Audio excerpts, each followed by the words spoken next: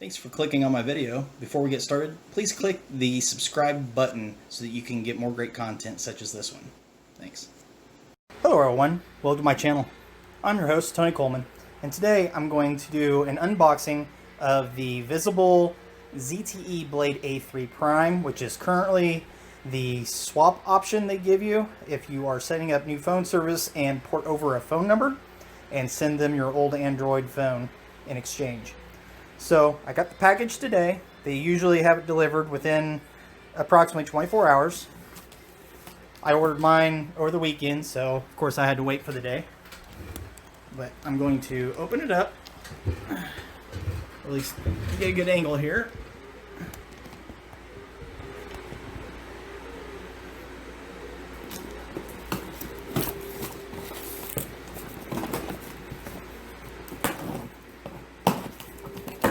Show you how it comes packaged. Pretty basic paper packaging. You get the box, the SIM card, the address labeling for sending your other phone back, and of course the packaging for sending your other device back, and that's it. So what we're going to do is open up the phone itself. We'll see if it comes with any charge. If not, I'll have to post or pause the video and get a charge in it. But here's the phone. It's pretty it feels pretty cheap as far as the plastic and how it's designed, but I didn't expect a whole lot out of a phone that is free to swap. Never been impressed with ZTE products to begin with, but you got your user manual explaining the device, pretty straightforward stuff. Your data cable. It uses the USB-C connectors, so we'll definitely want to use that cable. I will plug that into my laptop because here in a moment we will probably be going on to the next step of my demonstration. And then of course you got the USB-A typical power adapter, and then the battery. So we will put the battery in.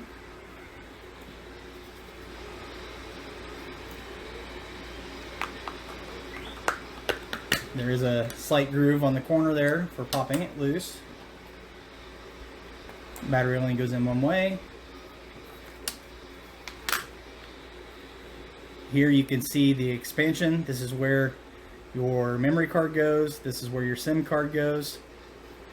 I'm obviously going to want to put the SIM card in, but I'm going to hold off to see if I got any juice in it first before doing so. It's best to have the back of the casing on so that the button lines up right. Looks like it has some power. We'll see how much. Just because mine has power doesn't mean anybody else's will. So you definitely want to check this. Usually they say before using the phones to have them fully charged for so many hours or for a day. But honestly, as long as you got enough power to start it up and get it set up, you really don't have to wait.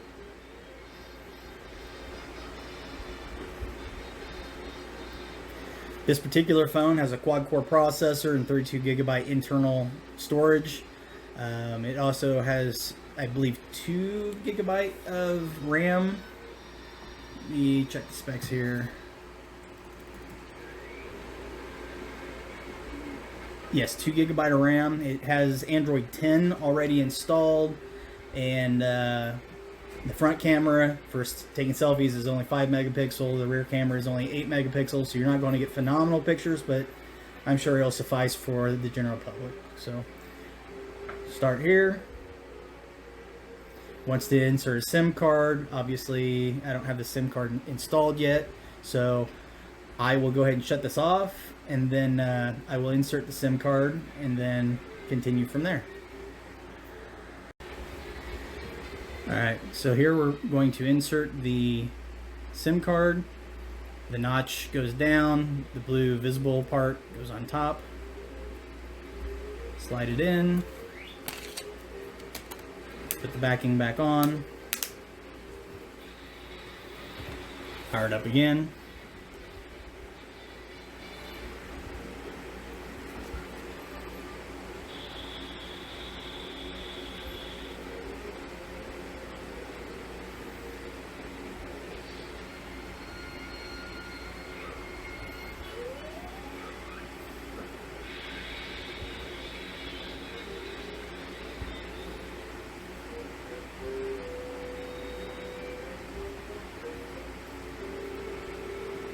As you can see, it's initializing.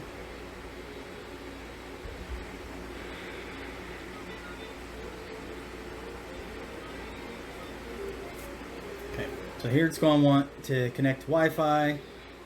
So I'll pick one second so I can enter my password.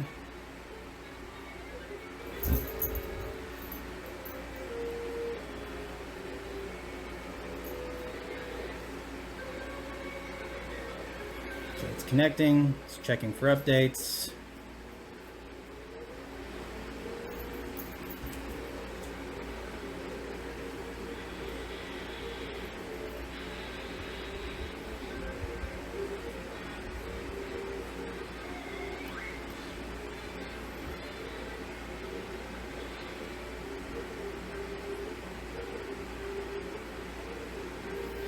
As you can see, my battery has only 55%. Yours may have less, yours may be full. You won't know until you actually power it on.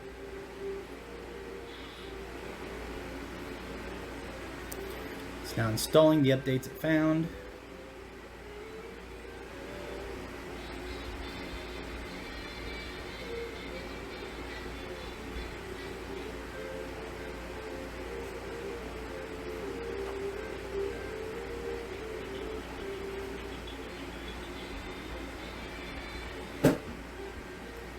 I will say that so far, I would not say it's a $100 phone. The only thing that impresses me is the 32GB of internal storage, because you can get phones that only have like 16 gig internal, just about the same specs, but an older version of Android for less than $20. So nothing fantastic or wow factor as far as the specs on the phone go.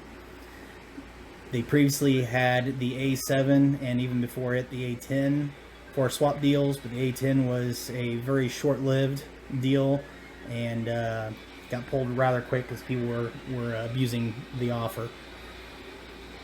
The A7 is only slightly better spec-wise. It has Android 9, but the only other real advantage to it was the screen size is a little bigger and has a little bit better resolution size, but for the most part they're pretty same.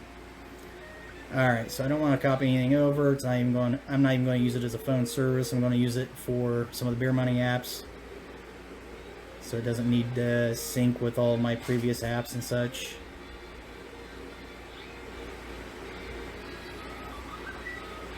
Don't know why it needs to check my info, because it's not actually syncing with anything. Okay, now it's wanting my Google account. I will attach it, and then I'm going to pause while I enter all that. Alright, so we've already entered the account information, proceeded, so now it's getting the account information from my Gmail account.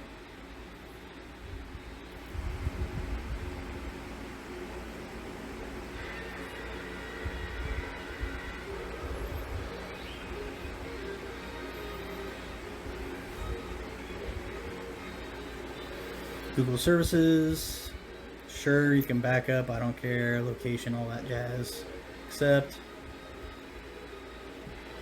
No, I don't want to do the fingerprint unlock, maybe in the future.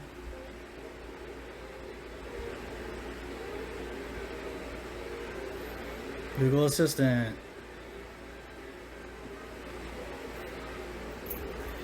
skip because I really don't want to set up Google Assistant. Okay. Anything else? No thanks. It says it's adding the finishing touches. Now just a sec. Privacy policy, agree.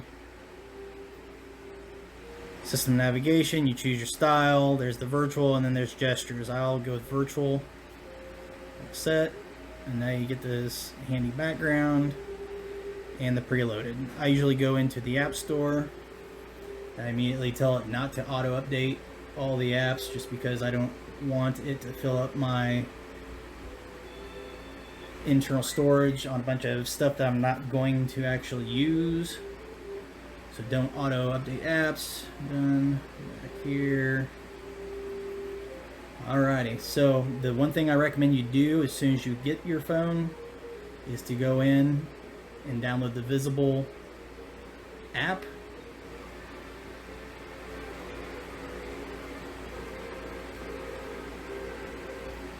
Install.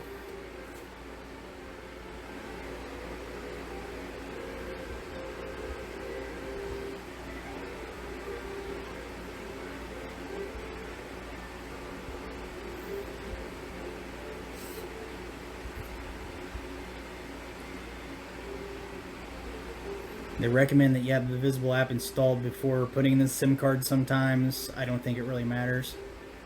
It just, this is how you have to activate your account, is by going through the Visible phone service app.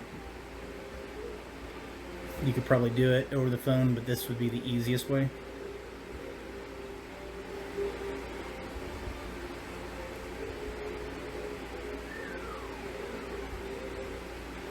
And the reason I'm not pausing during the installing of all this is because I want you to see how long it actually takes to do this stuff using the options available to you. Okay, welcome to Visible. Yes, we know. Yes, we know. Get started. It's going to want you to sign into the account you already created online whenever you placed your order. So let me log in. I'm going to pause the video and we'll be back when I'm done signing in. Alright, I am signed in. As soon as it does, it asks you for some permissions. This actually bypassed it before I got a chance to hit it. But first thing you're going to need to do is go to Activate.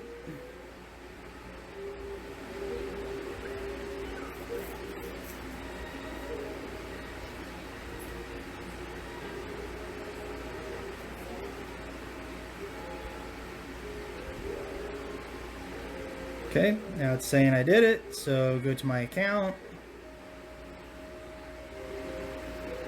It says we are working on some things in the cloud. You'll be visible soon. Got it. So right now my service, I'm not going to show you the screen because it does have my personal account information in there, including my phone number. However, it is saying once your old carrier unplugs your service, you'll be able to receive calls and texts. Should be quick. That's because I ported over my Google voice number. So I'm waiting on the port to finalize. If you did not port your phone number, this process would be pretty much done right now. So I am waiting on that to go through, but once it has, I should be able to make phone calls. What I will do is go ahead and minimize this app, and I will get off the Wi-Fi.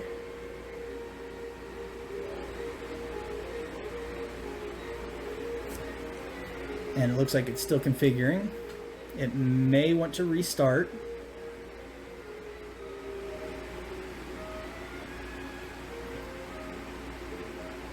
I know the iPhone I did on this actually wanted that as well. That's for Wi-Fi calling. Really don't want Wi-Fi calling right now. So what I'm going to do is see if my data is working. Do not want to sync. Alright, so here's just a few things. Let's just try to go to, let's say, Yahoo. As you can see, it's going just fine off the data. I will also download the speedtest.net application so that you can see what speeds I'm getting in my area. Do not want voice.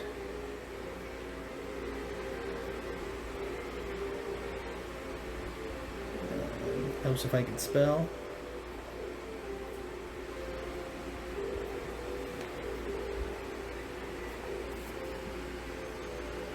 And I think the Play Store just updated on me while I was trying to use it.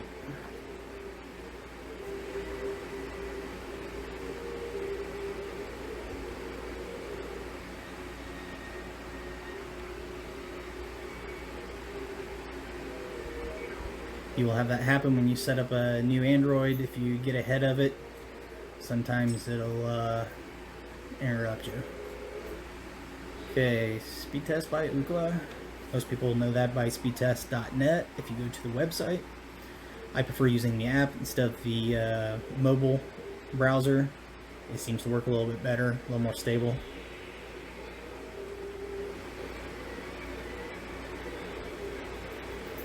I'll wait for that to download, so I'm going to pause, and when it's ready, I will show you the speeds I'm getting in my location.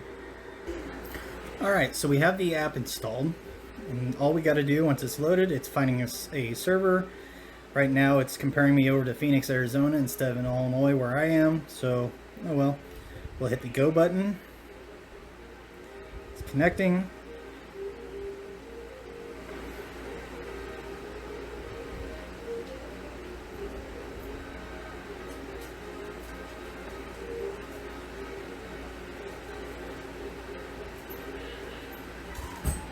We will do more than one test because sometimes you'll get skewed results based on what server you're on. Obviously, you just saw my download only being around 5 meg, while my upload is already tripled, almost quadrupled that. In my area, it's not uncommon to have heavy congestion from time to time, but I normally, on my other device, usually get between 20 and 30 meg.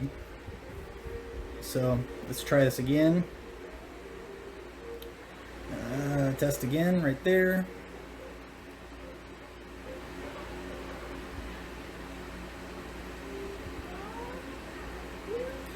If this is still low, I will see if I can switch servers I'm testing on.